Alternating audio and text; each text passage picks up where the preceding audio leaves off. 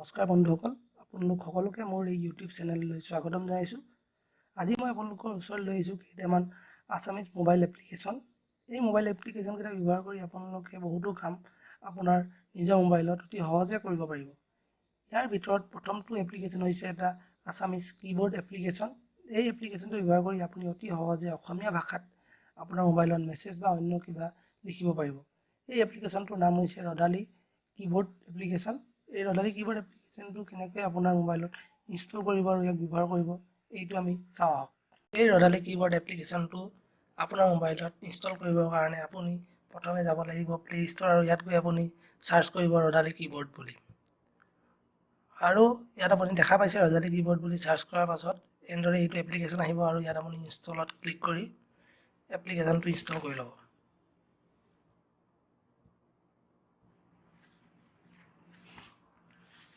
এপ্লিকেশ্যনটো install হোৱাৰ পাছত আপুনি ইয়াত ক্লিক কৰি অ'পেন কৰিব আৰু ইয়াত গৈ এনেবল ৰদালি কীবৰ্ড এই অপশ্যনটোত ক্লিক কৰিব। ইয়াত লেংগুৱেজ এণ্ড ইনপুটত গৈ আপুনি ৰদালি কীবৰ্ড এপ্লিকেশ্যনটো চিলেক্ট কৰি ইয়াত অ'কে কৰিব আৰু তাৰপিছত বেক কৰি set Rodali as default keyboard ইয়াত ক্লিক কৰি ইয়াত এইটো ডিফল্ট কীবৰ্ড হিচাপে অসমীয়া ৰদালি কীবৰ্ড এইটো চিলেক্ট কৰিব আৰু ইয়াৰ পাছত আপুনি এই ৰদালি কীবৰ্ড এপ্লিকেশ্যনটো অতি সুন্দৰভাৱে ইউজ কৰিব পাৰিব। ইয়াত আপোনাৰ এইখন কীবৰ্ডখন আহি গ'ল। আপুনি ইয়াত যি লিখোঁ বুলি ভাবে অসমীয়া ভাষাত সেইটোৱে লিখিব পাৰে। এয়া চাওক, এটা ৰদালি বুলি আমি লিখি চাওঁ ইয়াত।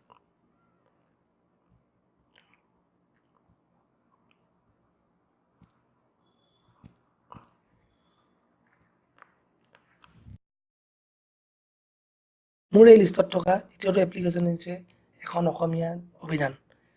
আপুনি এনেদৰে প্লে ষ্ট'ৰত গৈ অসমী আছামিজ ডিক্সনাৰী বুলি চাৰ্চ কৰিব। ইয়াত আপুনি এনেদৰে এই এপ্লিকেশ্যনটো বিচাৰি পাব আৰু এইটো ইনষ্টল কৰি লোৱাৰ পাছত ইয়াক অ'পেনত ক্লিক কৰিব। ইয়াত এনেদৰে অসমী বুলি আহিব আপোনাৰ এপ্লিকেশ্যনটো। এই অসমী ডিক্সনাৰীখন আপুনি ইনষ্টল কৰি লোৱাৰ পাছত ইয়াত অ'পেন কৰিলে দুটা অপশ্যন দেখিব, আছামিজ টু ইংলিছ। ইয়াৰ অৰ্থ হৈছে আছামিজ শব্দ এটা ইংলিছৰ মিনিংটো কি।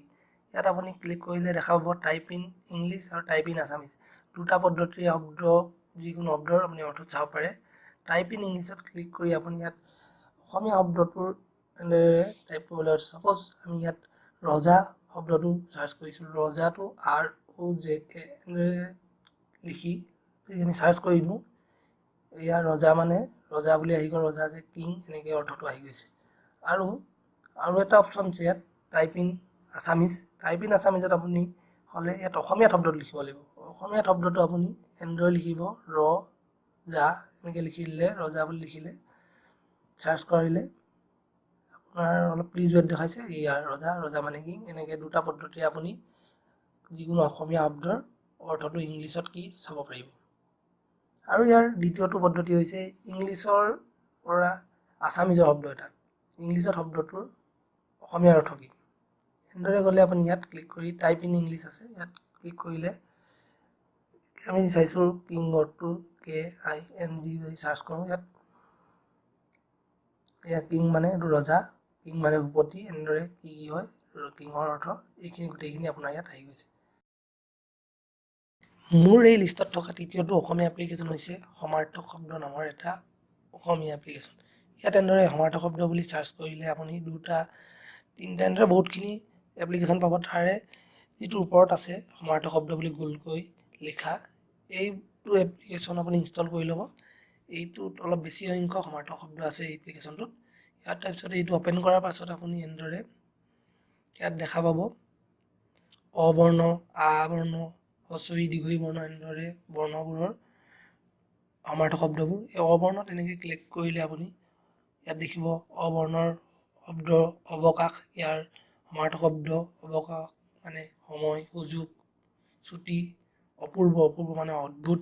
এনেদৰে আ বৰ্ণৰো পাব আপুনি আমন্ত্ৰণ, আখল, এনেদৰে বহুতখিনি বৰ্ণৰ আপুনি সমাৰ্থক শব্দকেইটা আপুনি এই এপ্লিকেশ্যনৰ জৰিয়তে চাই ল'ব পাৰিব।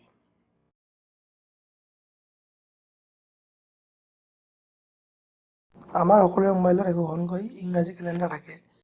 যদি আমি আমাৰ মোবাইলটোত এখন অসমীয়া কেলেণ্ডাৰ ইনষ্টল কৰিব বিচাৰোঁ, তেন্তে এয়া গুগল প্লে ষ্ট'ৰত গৈ আছামিজ কেলেণ্ডাৰ বুলি চাৰ্চ কৰিলে এনেদৰে আছামিজ কেলেণ্ডাৰ এখন আহিব। ইয়াত মোৰ এখন আছামিজ কেলেণ্ডাৰ অলৰেডি ইনষ্টল হৈ আছে।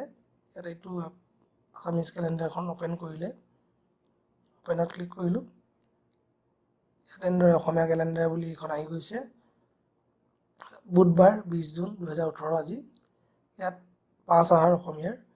ইয়াৰ কেলেণ্ডাৰত যদি আমি ক্লিক কৰোঁ তেনেদৰে এইখন কেলেণ্ডাৰখন আহি গৈছে আহাৰ মাহৰ জুন জুলাই 2018 এনেদৰে লিখা আছে।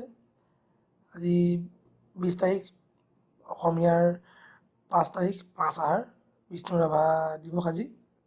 ইয়াত এনেদৰে আপুনি অসমীয়া কেলেণ্ডাৰখন উলিয়াব পাৰে আৰু ইয়াত আপুনি যদি কোনো এটা নিৰ্দিষ্ট তাৰিখ চাব বিচাৰে তেন্তে এই ওপৰৰ কাৰ্চিন দুডাল থকা এই অপশ্যনটোত ক্লিক কৰি আপুনি অসমীয়া মাহৰ কোনোবা এটা মাহ বোলে চাওঁ আহিন মাহটো চাওঁ বুলি ক'লে আহিন মাহটো ঠিক বুলি মাৰি আহিন মাহটো চাব পাৰে। আৰু যদি আপুনি ইংৰাজী কোনোবা এটা মাহ চাওঁ বুলি ভাবে তেন্তে এনে অসমীয়া জেগাটো ইংৰাজী চিলেক্ট কৰি এপ্ৰিল মাহৰ 2018 ইয়াত এনেকৈ ক্লিক কৰিলে এপ্ৰিল মাহটো কি হৈছিল শ্বৰ্ট হৈ যাব আৰু এনেদৰে এইখন আপুনি অসমীয়া কেলেণ্ডাৰত কোনটো তাৰিখে কি হয় আপুনি ইয়াতে চাব পাৰিব। বন্ধুসকল, আপোনালোকে নিশ্চয় এই ভিডিঅ'টো চাই ভাল পাইছে। মই এই এপ্লিকেশ্যন কেইটাৰ লিংকটো ভিডিঅ'ৰ ডেছক্ৰিপশ্যনত দি দিম। আপোনালোকে অতি সহজে এই লিংককেইটাৰ সহায়ত এপ্লিকেশ্যনটো ডাউনলোড কৰি ল'ব পাৰিব। শেষত আপোনালোকে এটা অনুৰোধ জনাইছোঁ, আপোনালোকে যদি ভিডিঅ'টো চাই ভাল পাইছে তেন্তে এই ভিডিঅ'টো লাইক কৰক আৰু মোৰ চেনেলটো ছাবস্ক্ৰাইব কৰক আৰু এই ভিডিঅ'টো যিমান পাৰে শ্বেয়াৰ কৰক। ধন্যবাদ।